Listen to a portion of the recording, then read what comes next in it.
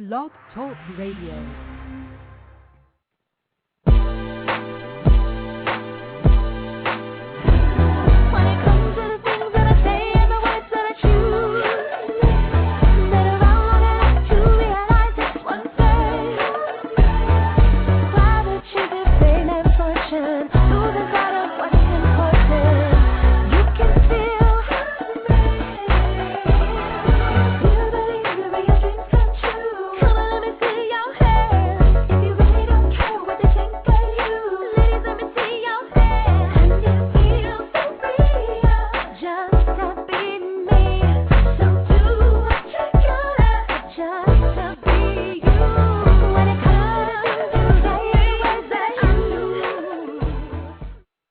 Welcome to Plus Model Radio. I'm your host, Shanice Lewis. Today is Monday, November 17th. Thanks so much for tuning in. I've got a great show lined up for you this evening. We have a special celebrity guest this evening, Kym Hampton. Kym has lived one dream through basketball and is now ready to pursue others in the world of entertainment. Having completed a 15-year professional basketball career, not only in the WNBA, but Spain, Italy, France, and Japan as well. During Kym's WNBA career, and since then, she has become a plus-size model in fashion as well as cosmetics. She is an original CoverGirl Queen Collection model, featured in a nationwide commercial, and has been seen in Glamour, Essence, and other magazines. The multi-talented Hampton has also had the opportunity to grace the television and film world with several guest appearances, and she is also a spokesperson for the NBA, WNBA, New York Liberty, and New York Knicks, to name a few. Currently, Kym is in the studio recording to launch her music career. So let's give a warm welcome to Miss Kym Hampton. Hi. Hi, Kym. How are you doing? I'm good, thank you. And you? Good. Thanks so much for joining us this evening. Thank you for having me. So, growing up, were you a confident child? No, not at all. Because Really? Oh, yeah. When I was 10, I wore a size 10 shoe. I think when I was 14, I was 6 feet tall. And remember, I grew up in the 60s, so it wasn't really, women's athletics wasn't really big, first of all. I didn't start playing basketball until I was like 14. So I didn't have anything or any relative or friend to associate with that was my size. I wasn't heavy. I was just really tall.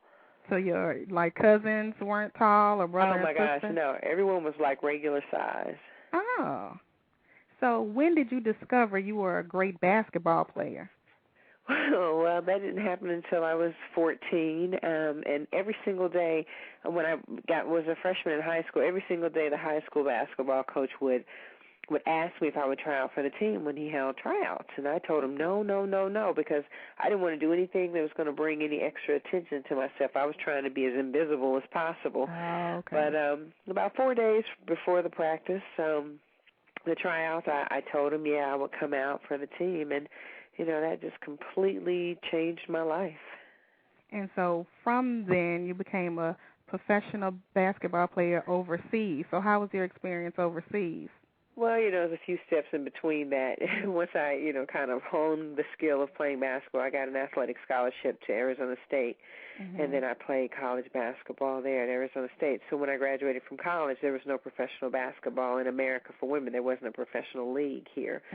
So that's when I decided, that's when I decided to go to Europe and play because I wanted to continue playing, and I wanted to travel, and so I ended up playing, the 12 years there. But during the 12th year, they started the WNBA, and so I was drafted in the first round, the number 4 pick. So was it a positive experience overseas? Oh, yeah. Did you have places to shop for clothes that fit? Well, that was difficult. I mean, they had a few stores, Marina, they have that in Italy when I played in Italy, and but for the most part, I mean, it wasn't real easy because European people are pretty small people, and they don't really cater to big people like us, right? Because they don't have because that's not their lifestyle. So. So, as a professional athlete, were you ever criticized for your weight or told you had to lose weight? Well, I first experienced it when I got to college. I was like 6'2", and I think I weighed 197 pounds when I got there. Mm-hmm. And my coach wanted me to play at 180. And every single week we would have weigh-ins. Everyone would weigh in, and I always had to run extra because I could not keep my weight at 180. And then finally she did an underwater weighing test. We had this whole, system where we all went and got underwater weighed, and I had like 15 or 16% body fat or something like that. So she decided she'd give me an extra 5 pounds. So that was the toughest, just being in college and having to maintain someone else's ideal of what you should weigh, and it was just really weird because I always felt really weak when I had to play at a weight like that. I felt a little bit better when I could play around, 195, maybe 200. So. Right. And so the reason that she wanted you all to lose weight, was it to excel your game, or? Well, no, just I think people, when they envision basketball players, I think that everyone should be tall and thin. Right. And although, again, imagine 6'2" and 197 pounds. I mean, that is slim. I mean, that is slim. But she envisioned like no basketball player could possibly be over 180 pounds, come on and be effective. So that was just her own thing. Right. So why did you retire from playing professional basketball? Well, number one, it was about that time age-wise. I think I was 37 at the time when I retired, again, because I had played the 12 years in Europe prior to the WNBA starting, and then I added 3 more on to that. And then I had like a cartilage issue, just the wear and tear from, high school, college, Europe, the WNBA, the wear and tear, just kind of wore on my right knee. And so, although I wanted to retire the year before, my teammates talked me into coming back for one more, and then in training camp, my knee just blew up and gave out. I had to have surgery, and, the doctor was pretty much like, it's a cartilage issue. Come on, Kym, you want to walk when you get older, right? Right. I was like, yeah, so. So do you think being a part of the WNBA gave you the same advantages and opportunities as the NBA? No. If that was the case, I'd be a millionaire sitting back chilling, and doing some of the things. No. Now, I think being a pioneer in any field, I think it's a lot of things. Number one, I think it's, you're the first, you're the pioneers, but then, two, you suffer because you don't get all the benefits of something, a well-running engine, I guess, in a sense. Oh, that's true. You look back to the NBA when it started. It's over probably, I think, maybe 60 years or almost 60 years in existence, or a little over 60 years. And when they first started, they weren't making any money either. I mean, they really didn't start making any money until maybe 15 or so years ago. So, it's a process. But, the TV and the commercials and the fame, people, it's not a day that goes by that someone doesn't walk down, recognize me still, Right. So, I mean, those were the wonderful things, and the camaraderie and just the competing and just doing something that you love. I mean, those things were the same. So what would you say the biggest obstacle you had during your career as a professional athlete? I really didn't dwell on any obstacles. I can truly say that nothing really, really sticks out. I'll say the only thing that sticks out of my mind, I guess, is the equality of sports, whether it be playing or whether it just be the overall attention. Men always seem to get more attention. The men's sports were always taking big endorsement. Even in Europe, I mean, women's sports was still always second seat to men's sports and, things like that. So I guess to me that would probably be the biggest obstacle, would have been the biggest obstacle. So as a plus-size model, you were in the CoverGirl Queen Collection campaign. Now, was this your first professional modeling gig? No, actually, I want to say my first modeling gig, I was one of the original Lane Bryant V-Girls when they started their whole new V-Girl campaign. Yeah, with Kate and everybody. So I was one of those. It was 5 of us, and we were one of the originals. So yeah, that was my first modeling gig. And then I think my second one, I did something with Black Opal because Rosie O'Donnell, she had season tickets to the Liberty, and one of the executives sat, from Black Opal, had seats next to her. She was like, don't you work with, Black Opal? Don't you think Kym Hampton would make a great, spokesmodel? And so that kind of kicked off. So I did that. I did a few other things, but it's a little different coming from the sports world and going into, like the super glamorous world. It was that uncomfortable for you? A little bit, just because I'm just amazed that, you get people that are walking off the streets that have never done it and no one shows you. You used to being coached as an athlete, to be better at something. But it was just kind of like, okay, get out there, go to a go-see. It's kind of like, okay, so, and then, too, it was just so, some parts of it was just so superficial to me, like, who wants to walk around, dressed up like a Barbie doll every single day and, and not wanting to sweat. People not, I was just kind of like, ew.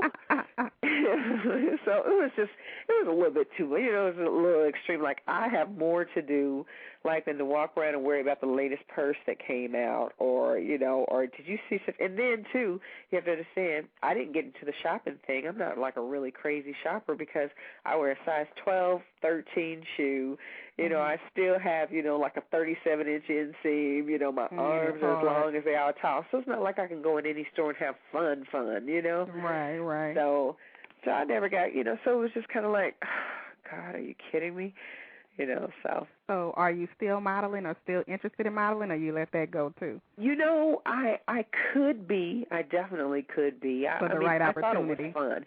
Yeah, and I thought it was fun, like the Queen Latifah thing. I really like the cosmetic stuff. I think that's really, really cool. The clothing things, because of my size and stuff, it's a little awkward because, if you're even the plus size, yeah, exactly. The plus size stores, everything is too short. The sleeves are too short, and things like that. But I would definitely love to do some more stuff. Yeah, it's fun. So currently, you're pursuing a career in music. Now, are you signed to a label, or are you working on a demo? Actually, I'm just working on a demo right now. I haven't signed with a label. I don't know even if I want to go that route. I'm just kind of experimenting and putting things out, just trying to meet people and just, trying to decide, which way I want to go with it. It's always been like a secret dream of mine, and it's really crazy because as I started getting, the confidence through the sports and things like that, it allowed me to be able to breathe and have confidence in doing the other things. So the modeling and the singing and the acting, those are things that I secretly wanted to do as a kid, and not until I started playing basketball was I able to really start doing those things through. That's why I always say sports is great. So all of you listeners, if you have daughters, if you're girls, athletics is just, it's so wonderful. I mean, it's more than just running up and down a court or sweating or jumping in a pool or whatever sport it is. I mean, it actually empowers you, and I think that is something that everyone, and no matter what size you are, I mean, just to be strong, to be fit, to be healthy. I mean, that is not there's nothing cooler than that. So, what type of music do you sing? You know what? I sing a little bit of everything. Right now I sing with this gospel ensemble called SWAT, Singers with a Testimony. We're going to actually be at the Blue Note on December the 14th in New York. And I like R&B. I love jazz. I like a little bit of, a little bit of rock, a little bit of, I don't know, just, and I'm not really completely decided on who I am. I've already named my CD. It's called Too Big for the Box, and that means literally and figuratively. Yeah, that's a great name. Because everyone wants to put you in a box. Okay, she sings R&B or she says this, but I might want to put a little bit of everything that I like on my CD, and why not? Why does it have to be a particular genre? So, with your popularity as a WNBA star, have you ever considered being an entrepreneur? Yeah, definitely. I think that goes right along with my personality because I really love being around people, and I love, like, if you ask, Like Susan Taylor asked me one time, what is it that you want to do? What is it that you want to do? And, and I was kind of baffled. It caught me off guard because I really couldn't answer her, and I was kind of like, well, I want to do some more modeling, and I want to sing, and I want to do that. And then she shook her head, no, what you have to find out what you want to do. And then it hit me one day out of the clear blue sky. I think I'm a motivator, and I think that is one of the things that I want to do. So, yeah, something along those lines where it allows me to motivate people and to, help people understand that, you are who you are because that's who God created you to be. And although we all could be better, than we probably are, it's still okay. We're okay. Just as God created us, we're whole and perfect just as God created us, And so I think something along those lines, like motivating and still doing the things that I want to do, the fun things. And I think that those are just the springboard, the opportunity to have people look at you, because people don't really pay attention to you unless they see you and see you doing something, and then they then they kind of listen to you, and they're motivated by what you have to say usually. So you never consider doing like a clothing line for taller women? It could come, but again, fashion has never ever really been my favorite thing as far as just me. I just loving clothes and things like that. I mean, I like to look nice, but it's it hasn't been. So what advice would you give to plus size women wanting to start a career as a professional athlete or in entertainment? What? I'm sorry, I didn't hear you. What would your advice be to plus-size women wanting to start a career as a professional athlete or in entertainment? I would definitely, professional athlete, I think I don't know. I'm just going to say it might be a little bit harder because you have to be good at what you do. As far as entertainment is concerned, I think that it's vast. I mean, and what I mean by it's broader because you don't have to be a superstar entertainer, for example. Right. You could be a wedding singer, but you're singing. You're doing what you love to do versus, wanting to be a blow-up superstar. You know what I'm saying? So if you want to be a professional athlete, I think it takes some years of training, and you have to be in right situations. Like you have to be visible through universities and things like that, and and your talent pretty much speaks for itself. I mean, whereas that's not necessarily so in the entertainment field. I mean, you could just be in the right place at the right time. Somebody likes you, and they could put you on. So. Right. And so what do you think about a plus-size woman, like, for instance, in the music industry? There's not very many plus-size women in music, and I know some producers wouldn't even look at you unless you have the certain look that's marketable. Exactly. So what would your advice, and have you experienced that? Yeah. Actually, I haven't really experienced it because I haven't really stepped forward too seriously with the music, but I'm sure that will come. And then you have age as well. All of those things are, you're discriminated against. I mean, if you're not, like 18 to 23, 24, and look a particular way. But I think that's the beauty of, like, even what you're doing, like, the web. That's the beauty of all of that and right now that it's almost like the record labels and industries are phasing out because so many people are finding other ways to do what it is that they want to do, because they control everything. And yeah, exactly. So hopefully, I can run across some people that are very, very creative, and I can make it happen to where I don't have to be, But I think you just keep it moving, so like you look at what you do and all of the, Monique and everyone that's out there fighting to show that plus size women, they have a face and it's valid, because you might get a no here, but you just keep moving. That wasn't where you needed to be. Right. So do you have anything else coming up we can be on the lookout for? As of right now, I don't have, other than, like I said, the Blue Note.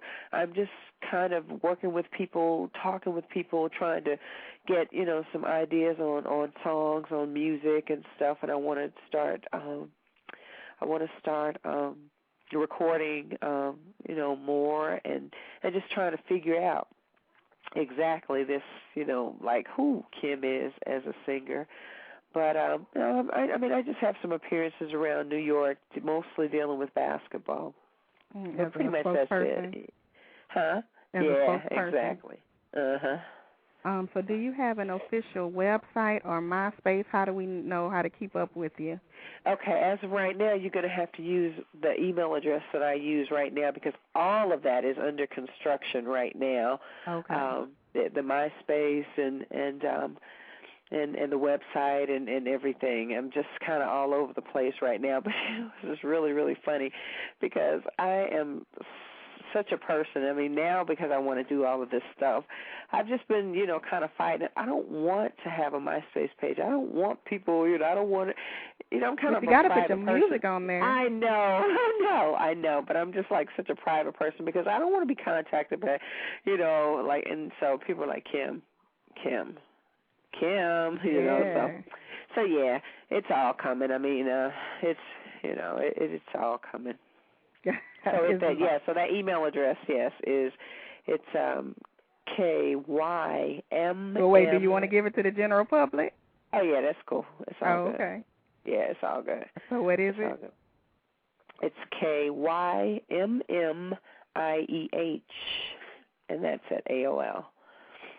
So if anybody's interested in booking you or working with you for music, that's the best way to get in contact. Well, they can do that, and then we can go from there. Yeah. And what about the agent information? You rather them just contact you directly? Yeah, exactly. Because I'm working with a couple of different people and stuff, and so it depends on what it is and which way I would shoot it. So. All right. Well, thank you so much for being with us this evening. It was a pleasure talking with you. You too, and I just want to say, I got a chance to look at your, your websites and, and your MySpace and all of that, and I think it is just so wonderful, what you are doing. And just I have to ask you, have you always felt fabulous all of your life? Well, I did because of my parents, and still, I'm from the South, so, skinny ain't the thing in the South. Right, I'm from Kentucky. We eat fried myself. chicken and so it was just a different environment. I think people in the big cities had it a little harder. It just depends on where you grow up in your environment. Right, exactly. Yeah. Well, I think it's great, the different people that you're interviewing and the information that everyone's giving us. I think it's wonderful. Yeah, thank you so much. Thank you. And thanks to your cousin for hooking us up, Nicole. Yeah, Nicole. She is so awesome. I'm telling you, that girl she's a genius. She is. Yeah, we're going to have to get her on. Yes, definitely. She is so smart, super smart. Yeah, I'm looking for her to blow up and do big things. She's just she's. But anyway, cool. Okay. Cool. Well, keep me in touch with what you're doing with your music career so I can announce it to everybody. I definitely will. And I'll look, and when stuff starts, dropping, I'll definitely come back and check you out. Yes. So thanks again. All right. Take care. Okay. Bye-bye. Bye. So tune in next time, and we'll have more Plus industry professionals with stories to not only inspire you, but to keep you connected. For more information about our show, go to the website at www.plusmodelmagazine.com. If you're interested in being a guest on the show, email us at guests@plusmodelmagazine.com to submit. I've been your host this evening, Shanice Lewis, and thanks for tuning in and supporting Plus Model Radio. Until next time, keep thriving in your curves and be blessed.